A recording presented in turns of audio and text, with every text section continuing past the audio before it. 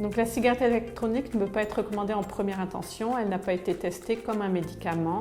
Elle peut être utilisée au choix du patient après les traitements nicotiniques substitutifs.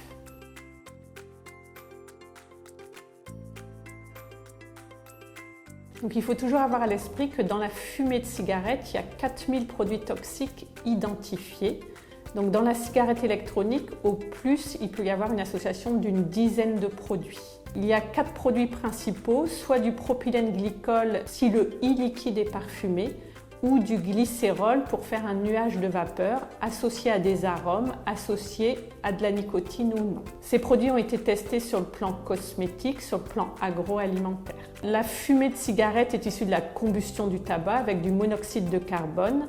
Le e-liquide est chauffé, il n'y a pas de combustion, donc beaucoup moins, dans tous les cas, beaucoup moins de produits toxiques.